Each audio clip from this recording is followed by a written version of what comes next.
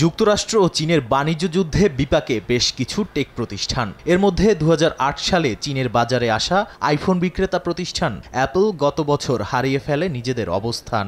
তার উপর ট্রাম্পের শুল্ক নীতির কারণেও গুনতে হচ্ছে মোটা অঙ্কের লোকসান। তাই এবার চীনের ওপর নির্ভরতা কমাতে আমূল পরিবর্তনের সিদ্ধান্ত নিয়েছে টেক জায়ান্ট অ্যাপল। যুক্তরাষ্ট্রে বিক্রির জন্য এখন বেশিরভাগ আইফোনই তৈরি করা হবে ভারতে। প্রতিষ্ঠানটির সিইও জানান, ভারতে তৈরি পণ্যের সংখ্যাই এখন বেশি থাকবে মার্কিন বাজারে। এছাড়া আইপড, ম্যাক, অ্যাপল ওয়াচ ও এয়ারপডসের মতো পণ্যগুলোর প্রধান উৎপাদন কেন্দ্র হবে ভিয়েতনাম। তবে যুক্তরাষ্ট্রের বাইরে বিক্রি হওয়া পণ্যের উৎপাদনে থাকবে চীনের আধিপত্য। চলতি বছরের প্রথম ৩ মাসে অ্যাপলের রাজস্ব বেড়েছে ৫%, পৌঁছেছে $৯৫.৪ বিলিয়ন।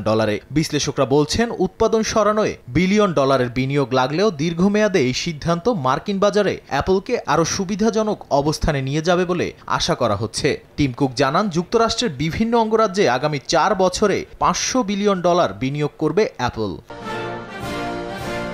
এমন সময়ে এই সিদ্ধান্ত নেওয়া হলো যখন ট্রাম্প প্রশাসনের আমদানি শুল্ক অ্যাপলের $৯০০ মিলিয়ন খরচ বাড়াবে বলে ধারণা করা হচ্ছে। মোবাইল ও কম্পিউটারের মতো কিছু ইলেকট্রনিক পণ্যকে শুল্কমুক্ত রাখা হলেও অনিশ্চয়তা থাকছেই। নাদিম মারজান, সময় সংবাদ।